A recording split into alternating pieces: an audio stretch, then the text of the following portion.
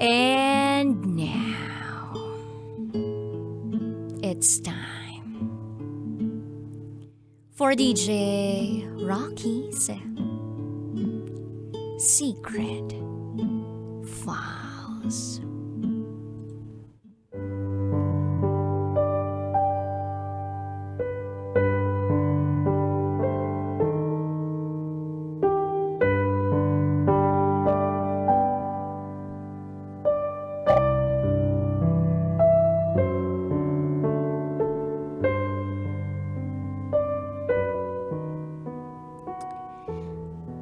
May girlfriend ako. Pero kumabit ako sa kapwa ko lalaki.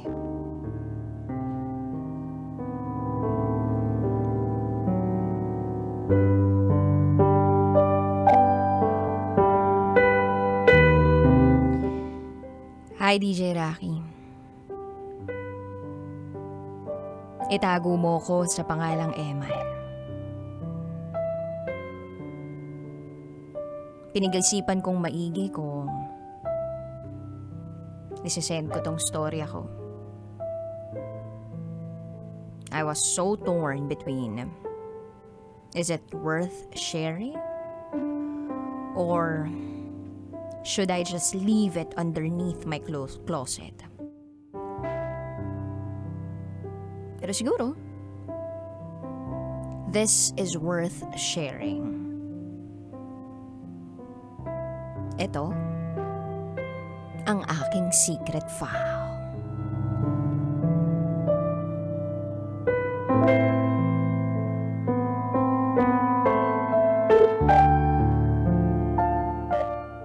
Di ko makakalimutan yun. Wednesday, buwan ng Hunyo, nang mag-usap kami ng girlfriend ko tungkol sa bagong portal na inimplement sa kumpanya nila. Rant siya ng rant sa akin. Pakiramdam ko noon, parang masyadong masipag yung girlfriend ko sa kumpanyang yun. At para bang hindi napapakinggan yung saloobin niya. Binigyan pa sila ng quota.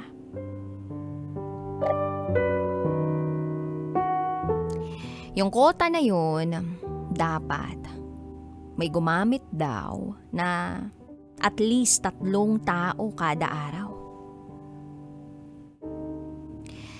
So, as a supportive boyfriend, I started messaging all my Facebook friends. And then meron din akong isang lalaking na chat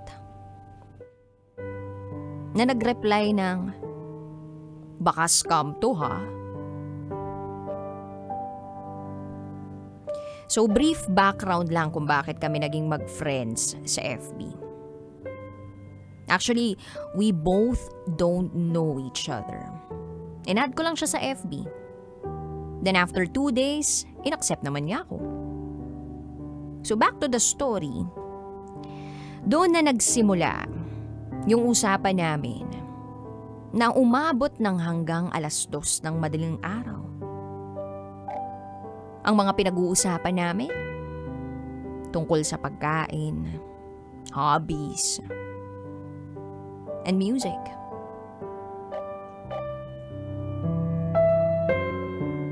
Naalala ko pa nga, nagre-rent pa ako ng apartment noon. Sobrang hina ng signal.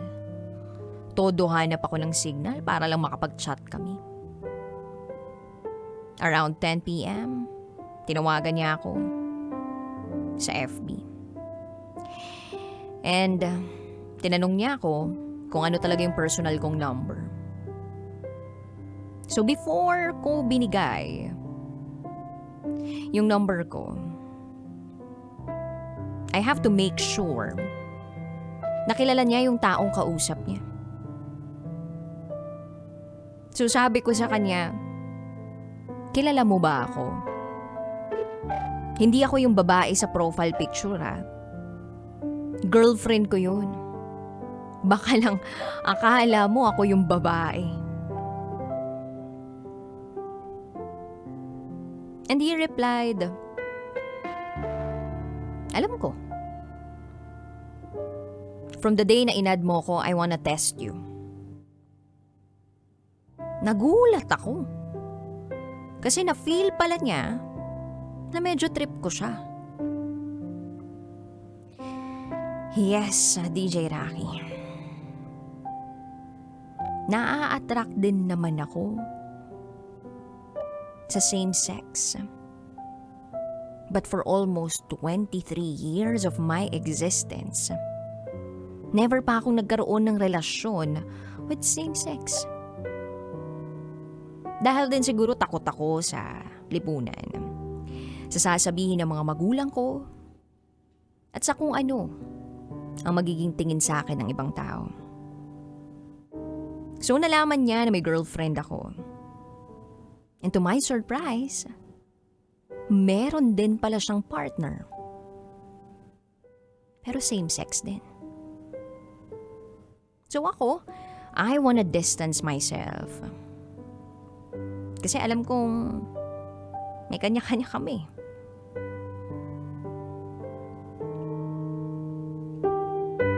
Pero hindi natapos dun yun. Ang usap-usapan namin palagi ay yung tungkol sa mga relasyon namin. Until one day, nagyaya akong makipag-meet over coffee. Pero syempre, hindi naman agad-agad yun. Kasi niready ko pa rin naman yung sarili ko kung talagang seryoso ba siya. At, of course, meron din akong girlfriend so nakukonsensya ako. Pero, ipinapasok ko sa kukote ko na yung yaya ko namang yun, it's just a friendly talk over a cup of coffee. So nagtuloy-tuloy yung pag-uusap namin.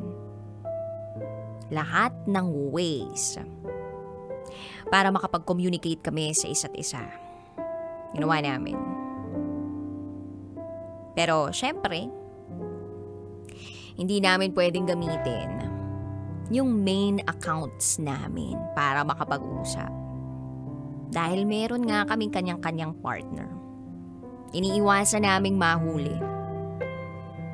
We both enjoyed both companies. Sobrang surreal ng feeling na nakakausap ko siya kahit ano pang nangyayari sa buhay ko. At sa tingin ko, doon naman nagsimula talaga yung magandang relasyon namin eh. Eto yun. But on the other hand, ramdam ko na rin yung panalamig ko sa girlfriend ko. Less na yung time na nagkakausap kami. Less na yung pagsundot hatid ko sa kanya. Less na rin yung pagkain namin sa labas. Napansin niya rin na there was something wrong. Kaya my girlfriend started checking my social media accounts. Good thing, sa ibang account kami nagkakausap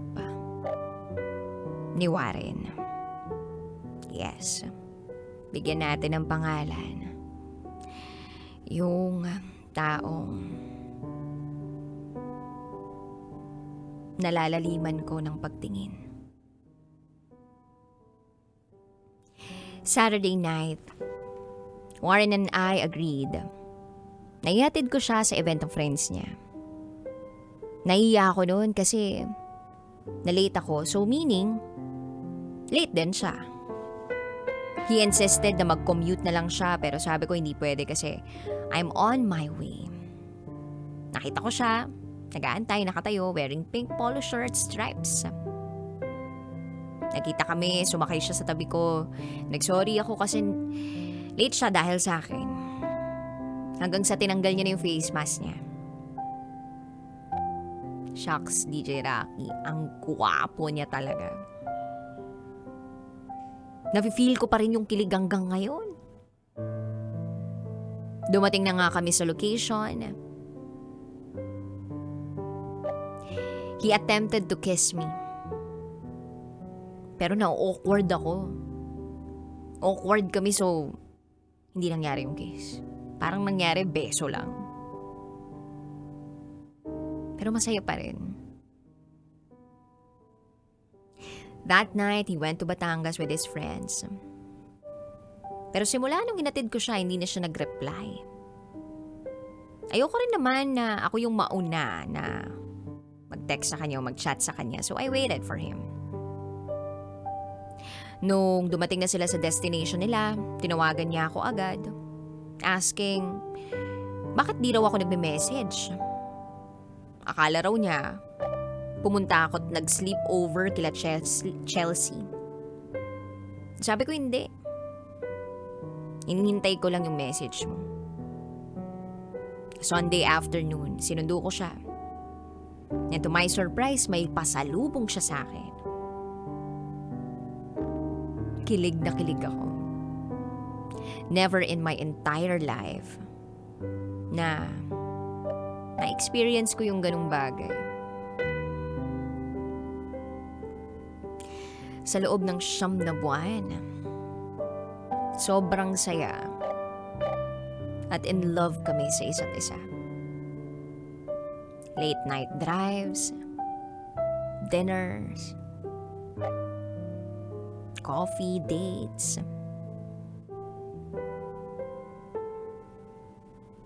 Hanggang sa nahuli kami ng partner niya. Nahuli kami. And it was the most painful part of our relationship. Doon ko naisip, DJ Rocky, na wala pa lang sa akin. Nakikihati lang pala ako. Tinanggap ko lahat ng masasakit na salita na sinabi sa akin ng partner niya. Ang sakit, sobrang sakit. Wala akong mapagkuwentuhan kasi wala naman akong kahit sinong pinagsabihan ng relasyon namin. Walang nakakaalam. Ako lang, kami lang dalawa. Pero sa panahong yun, ako lang yung nasasaktan at nahihirapan. That was the time that I decided to let him go. Although he tried to look for ways to communicate with me. Pero tama na siguro yung sakit na naramdaman ko para makihati pa. Although never naman niyang pinaramdam sa akin na nakikihati ako. Palagi siyang sakto at sapat magmahal. Never sa 9 na buwan na naramdaman kong nakikihati ako. But it should end. And our relationship lasted for 9 months. Sa ngayon, DJ Rocky, eto ako. Inaayos ang sarili ko. Inihahanda sa mas maganda pang umaga. And naghiwalay na pala kami, by the way, ni Chelsea. We ended our 4 years relationship. Kasi naramdaman ko rin naman na deserve niyang sumaya. At hindi ako yung taong makapagbibigay nun sa kanya. To be fair, I let her go. Minsan sa buhay, darating yung greatest love mo, no? Ipapa-feel sa'yo kung ano yung worth mo sa buhay. Kung ano yung deserve mo na uri ng pagmamahal na kaya mong matanggap. Wala akong pinagsisisihan sa loob ng 9 na buwan. Yung 9 na buwan na yun yung ilan sa mga buwan sa buhay ko na sobrang saya ako. Kapag tinamaan ka talaga ng pag-ibig, no? Kahit mali, nagiging tama. Kahit masakit, kinakaya. Kahit mahirap, hindi iindahin. Kasi, nagmamahal ka. To the first guy I love the most, thanks for being my safe zone. I know you are not my home, but believe me when I say, you're my favorite place to go. Maraming salamat sa lahat ng realizations, sa lahat ng pagmamahal mo. You set the standard so high. Sana palagi kang masaya. Kasi mas gwapo ka pag masaya ka. I couldn't do life without you by my side. You're the person I cannot lose. Until the season stops changing and the world stops turning, I will love you endlessly. Remember that you will always be my favorite time of the year. Mahal kita palagi. Hanggang dito na lang po, DJ Rocky. Hanggang sa muli kong pagsusulat. Muli, ako si Eman. At ito, ang aking secret file.